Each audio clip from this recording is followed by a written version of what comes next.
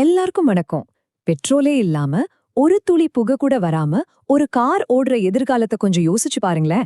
இன்னைக்கு நாம டொயோட்டாவோட battery electric வாகனங்கள், அதாவது BEVக்கள் பத்தி கொஞ்சம் ஆழமா பார்க்க போறோம். இந்த சூப்பரான டெக்னாலஜி மூலமா நமக்கு கிடைக்க போற புதுவிதமான டிரைவிங் அனுபவம் எப்படி இருக்கும்னு ரொம்ப சிம்பிளா புரிஞ்சுக்கலாம் வாங்க. உண்மையான தூய சக்திக்கே பூஜ்ய எரிபொருள். இந்த ஒரு வரியிலேயே BEVயோட மொத்த கான்செப்டும் அடங்கியிருக்கு. இதுக்கு என்ன அர்த்தம்னா, பெட்ரோல், டீசல்னு எந்த எரிபொருளும் இல்லாம முழுக்க முழுக்க கரண்ட்ல ஓடுற ஒரு தூய்மையான வாகனம்.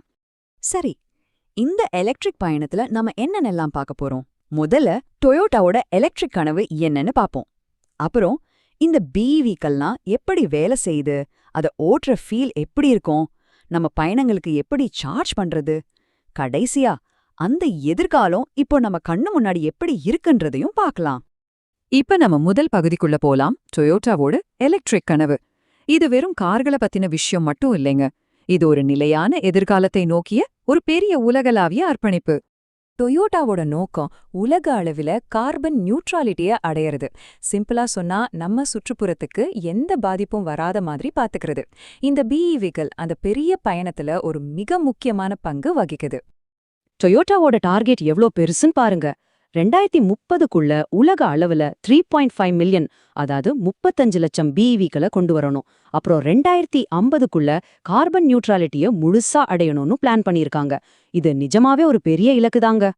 அடுத்ததா இந்த அருமையான வண்டிங்க எப்படி வேலை செய்யுதுன்னு பார்க்கலாம். இப்ப கொஞ்சம் டெக்னிக்கலா போக போறோம், ஆனா பயப்படாதீங்க. ரொம்ப சிம்பிளாவும் புரியுற மாதிரியும் தான் சொல்ல போறேன். அப்போ ஒரு பேட்டரி எலக்ட்ரிக் வண்டினா என்னது? ரொம்ப சிம்பிள். ஒரு வண்டி முழுக்க முழுக்க எலக்ட்ரிக் மோட்டார் மூலமா ஓடுது. அதுக்கு தேவையான பவர் ஒரு பெரிய பேட்டரியில ஸ்டோர் பண்ணி வச்சிருக்கிற கரண்ட்ல இருந்து கிடைக்குது. அவ்வளோதான். பெட்ரோல், டீசலுக்கு வேலையே இல்ல. இந்த ரெண்டுக்கும் இருக்கிற வித்தியாசத்தை கொஞ்சம் பாருங்க. ஒரு பக்கம் நம்ம சாதாரண பெட்ரோல் என்ஜின், ஏகப்பட்ட சின்ன சின்ன பாகங்கள், கியர் மாத்திரத்துக்கு டிரான்ஸ்மிஷன், அப்புறம் புகைய வெளியே தள்ளுற சைலன்சர்னு ஒரே சிக்கல். இன்னொரு பக்கம் நம்ம BEV. இதுல நகர பாகங்கள் ரொம்ப ரொம்ப கம்மி, டிரான்ஸ்மிஷன் தேவையே இல்ல. ரொம்ப முக்கியமா, புகை ஜீரோ, புகை ஒரு துளி கூட கிடையாது. இந்த டிசைன் எப்படி ஒரு சூப்பரான டிரைவிங் அனுபவத்தை கொடுக்குதுன்னு பாருங்க. இன்ஸ்டன்ட் டார்க் இருக்கிறதால நீங்க ஆக்சிலரேட்டர் மேல காலை வச்ச மறு செகண்ட் வண்டி சீறி பாயும். டிரான்ஸ்மிஷன் இல்லாததால பயணம் ரொம்ப ஸ்மூத்தாவும் சத்தமே இல்லாமலும் இருக்கும். பேட்டரிய காருக்கு அடியில வச்சிருக்கிறதால வண்டியோட வெயிட் சென்டரா கீழே இருக்கும். இதனால வளைவுகள்ல செம்ம ஸ்டேபிளா இருக்கும், வண்டி ஆட்டம் காணாது. ஓகே, இது எப்படி வேலை செய்யுதுன்னு பார்த்துட்டோம். ஆனா ரொம்ப முக்கியமான விஷயம் என்னன்னா, ஒரு BEVய ஓட்டுறதுக்கு நிஜமா எப்படி இருக்கும், அந்த ஃபீல் எப்படி இருக்கும். பெர்ஃபார்மன்ஸ், கம்ஃபர்ட், பிக்கப், இதுல எதுலையுமே ஒரு சின்ன காம்ப்ரமைஸ் கூட கிடையாது.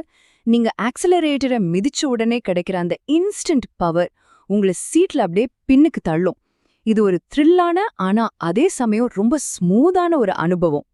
நீங்க இதுக்கு முன்னாடி எக்ஸ்பீரியன்ஸ் பண்ணவே முடியாத அளவுக்கு ஒரு அமைதி. இன்ஜின் சத்தமே இல்லாததால பயணம் கிட்டத்தட்ட நிசப்தமா இருக்கும். இது ஒரு பெரிய வித்தியாசம். கியர் மாத்தணுங்கிற வேலையே இல்ல, இதனால பவர் எந்த தடையும் இல்லாம வீல்ஸ்க்கு போகுது.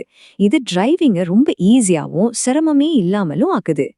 சரி, இப்ப EV வாங்க நினைக்கிற எல்லாருக்கும் மனசுல வர்ற சில முக்கியமான கேள்விகளை பார்க்கலாம். அதாவது ரேஞ்ச், சார்ஜிங், அப்புறம் இதனால நமக்கு என்ன லாபம்னு. ஒரு ஃபுல் சார்ஜ்ல நிஜமாவே எவ்வளவு தூரங்க போக முடியும்?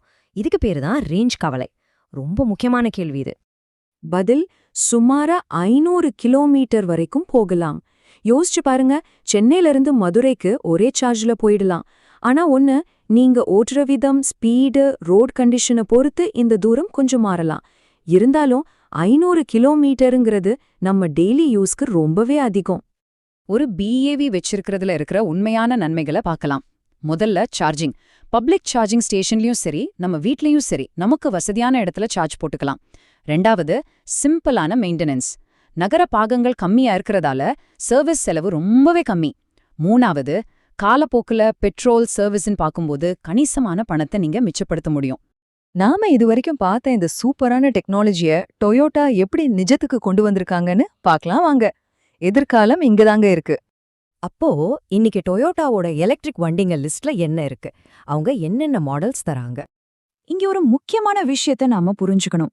முழுசா பிஇவிக்கு மாறுற பயணத்துல டயோட்டா ஹைபிரிட் எலக்ட்ரிக் வண்டிகளை ஒரு முக்கியமான ஸ்டெப்பா பாக்குறாங்க. இந்த மாடல்கள்ல பெட்ரோல் இன்ஜினும் இருக்கும், எலக்ட்ரிக் மோட்டாரும் இருக்கும். இது டயோட்டாவோட ஒரு பெரிய எலக்ட்ரிக் திட்டத்தோட ஒரு பகுதி. முழுமையான எலக்ட்ரிக் எதிர்காலத்தை நோக்கிய பயணத்துல இது ஒரு முக்கியமான முதல் படி.